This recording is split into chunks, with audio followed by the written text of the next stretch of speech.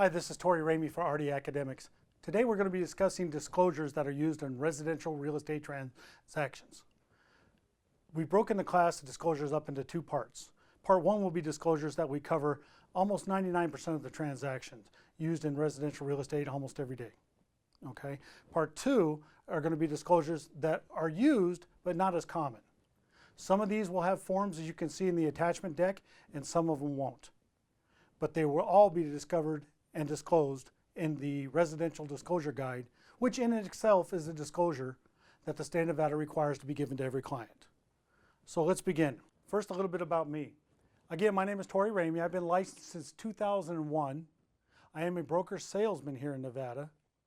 I have been president of the Mesquite Real Estate Association in Mesquite, Nevada. I've been a director on the Greater Las Vegas Association of Realtors and the Nevada Association of Realtors. I've done both residential and commercial real estate, but I prefer residential. Okay, we're going to be discussing a list of disclosures in part one that are state related and federal government related. First, we're going to be discussing the duties owed form by a Nevada real estate licensee, and then we'll discuss the consent to act form. We'll talk a little bit about a form called confirmation regarding agency relationship. And then we'll discuss the Residential Disclosure Guide, an open range disclosure, and a seller's real property disclosure. On a federal side, we're also going to discuss the lead-based paint disclosure for any home built prior to 1978. The Residential Disclosure Guide is a guide issued by the state of Nevada for all clients, so they're aware of all the different types of disclosures that we have. It is mandatory that every client receives one in residential real estate. This is just a table of contents of all the different types of disclosures listed. Some we'll be discussing here in part one, and some we'll be discussing in part two. Okay, the duties owed by a Nevada real estate licensee. First of all, this form does not constitute a contract for services. This is not a brokerage agreement. All this form is your responsibilities and duties owed to all parties, and a licensee's duty to your client once they've entered into a brokerage agreement. Now, it is imperative that your client sign this form prior to entering into any brokerage agreement or signing any other document per the state of Nevada. Okay? It's pretty simple, self-explanatory to figure out. The licensee in the real estate transaction is whatever your name is, whose license number is your full license number from the division. You're acting for, say, John and Mary Smith, who are the sellers. Your broker's name goes here, your company, full company name goes here. And if there are any additional licensees, then you would mark yes, and you have to fill out page 2, which I'll show you in a minute. This is if you're working with a partner or on a team, etc. Okay? Now, the licensee's duty owed to all parties. For example, you must be fair and honest with everybody. But confidential information that you may get from somebody who's not your client, you are supposed to share with your client. And we'll cover that in a minute.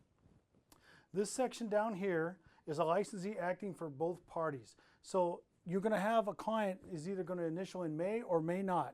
If they initial may, they're initially giving you permission to represent the buyer and the seller in the transaction. Even though you don't have a buyer yet, for example, if you're working with the seller, you may in the future get a buyer, and they're giving you the right to do that. Okay? This also says that if they do give you permission, and the buyer also gives you permission, that you will give them the consent to act form, which is the next form we're going to talk about, which is the actual written permission from the client to represent both parties. Now, your client must sign, date, and time this form after you've explained all these responsibilities to them, which we'll discuss in a minute. You must have initials in either one of these sections, which they decide where to initial. You don't tell them, okay? You don't guide them. And then they, again, sign, date, and time. You must have the sign, date, and time. It must be filled out, and the initials must be filled out. Anything less than that is a mistake on this form, and you don't want to make that on this form. Okay, again, this is page 2, supplemental list of licensees party to the duties owed. So this is your name, this licensee is acting for John and Mary Smith, your broker's name, and the additional licensee. Whoever's working on your team is going to be involved in this transaction, and their license number. Again, seller or your client signs, dates, and times it. Okay? So the purpose of the duties owed is to make the buyer and seller aware of the obligations owed by a real estate licensee to all parties involved in a transaction. A licensee who acts as an agent in a real estate transaction must disclose to each party for whom the licensee is acting as an agent and any unrepresented party, which means if you bring a buyer to a for sale by owner, the for sale by owner seller must sign a duties owed form stating that you represent the buyer. Okay, most people don't realize that. All right. When is it due? The disclosure must be presented to the client before any documents are signed by the client, period. All right.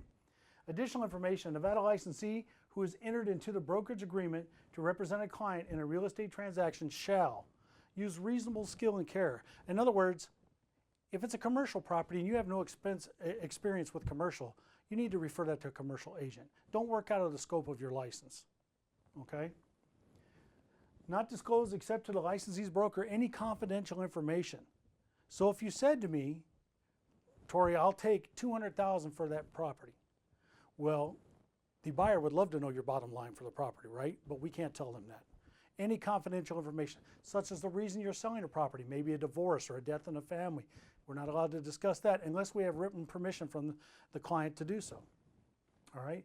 Seek a sale, purchase, or other terms stated in a brokerage agreement that the client has told us they're looking for. In other words, don't try to sell them a house they're not looking for or a property they're not looking for. If they only want a condo, find them a condo. If they want a house or a condo, then you're looking at both. But you must seek the sale in terms and price that they're looking for. All right? Present all offers made to the client or by the client as soon as practicable. So on a seller side, you have to present every offer that comes to the seller, even if it's under escrow, if it's under contract. You must still present that offer unless they have signed the waiver form, which we'll talk about in a minute. Now on the buyer, if the buyer wants to make an offer on a property that you personally think is very low, you still must present that offer. You don't have a choice. You can't say, no, I'm not presenting the offer. You still must present it. All right? Disclose to the client material facts which the licensee has knowledge concerning the real estate transaction. If there is a reason that the seller is selling and you find that out, you are obligated to disclose that to your buyer client. Okay? If there's something wrong with the property and you're the seller's agent and the seller doesn't want to disclose it, you as the seller's agent still must disclose that to the buyer and or their agent. It's a material fact or defect of the property. You must advise a client to obtain advice from an expert relating to matters. Don't try to be an expert in everything. If the roof leaks, advise them to seek a roofing contractor's request or repair explanation or an estimate. You cannot get the estimate for them. You can give them 3 numbers at least of roofing contractors, but they must call, they must get the estimates. All right? You can't do that for them. Accounting. Account to the client for all money in the property licensee receives in which the client may have an interest. In other words, if the seller has put a property on sale and you get a contract and the earnest money comes in to the escrow office, you need to let them know that the escrow money is in. Here's a copy of the receipt to show that it's under contract and that the escrow, the money has been accounted and logged in. Okay? Or any extra deposits the same way. Now again, waiver of duty to present all offers. Authorization to negotiate directly with the seller. So again, there are 2 forms here. They don't necessarily go together, but they can. All right? If the seller signs the waiver form, then you don't have to present all offers to the seller. If the seller signs an authorization to negotiate directly with the seller, then the buyer's agent may contact your seller directly to do that. Some sellers are okay with that, some sellers are not. All right? But it's a discussion that you need to have.